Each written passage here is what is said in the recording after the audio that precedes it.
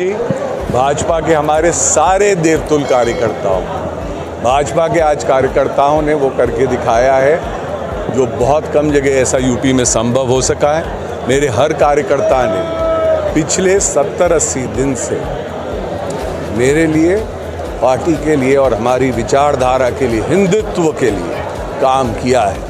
और राम का नाम लेकर हम एक एक गली, एक एक मोहल्ले गए और इन कार्यकर्ताओं ने दिन रात अपना परिवार छोड़कर पार्टी की विचारधारा को आगे बढ़ाने ले जाने का काम किया। तो मैं आज इस मंच से उन सभी का और झांसी की मेरी प्रिय जनता, ललितपुर की प्रिय जनता का धन्यवाद कहना चाहता हूं कि आज तकरीबन आपने हम लोगों को इतनी शानदार जीत झांसी में दिलाई है और बहुत खुशी है कि झांसी की जनता ने पुनः अपना विश्वास भाजपा की सरकार में मुझ में दिया है। तो मैं उसके लिए बहुत बहुत धन्यवाद कहना चाहता हूँ अपनी सरकार को। यूपी में सारे यूपी में जो रिजल्ट्स आए हैं वो आपको पार्टी के नेताओं के अनुरूप नहीं आए हैं जैसा नेता लेकिन पार्टी का रिजल्ट जो है, देखिए, झांसी की जनता ने इस बार बोल दिया है। झांसी में दो तरीके के लोग कार्य कर रहे हैं। एक है जैसे हम लोग काम करते हैं, भाजपा के लोग, हम लोग जमीन से जुड़ी हुई राजनीति, लोगों के लिए कार्य और अपने क्षेत्र के कार्य, विकास कार्य जिस हिसाब से हमने करे हैं उस हिसाब से वो कार्य बहुत सारे करे गए हैं। और कुछ लोग करते हैं नौटंकी,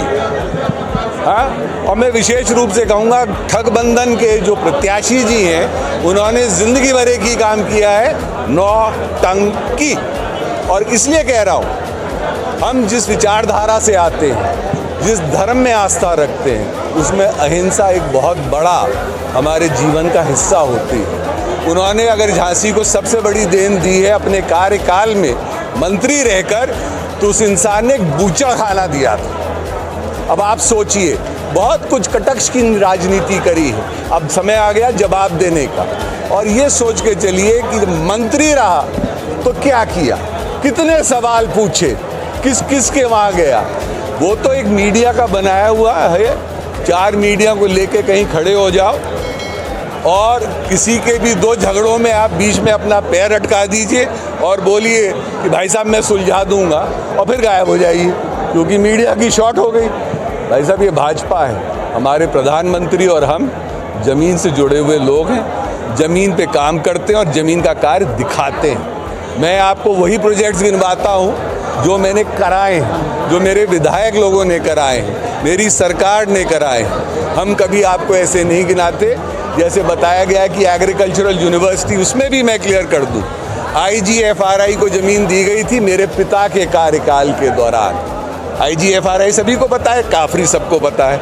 उसके बीच में एग्रीकल्चरल यूनिवर्सिटी आई है। वो ज़मीन कहाँ से आई? IGFRI की ज़मीन।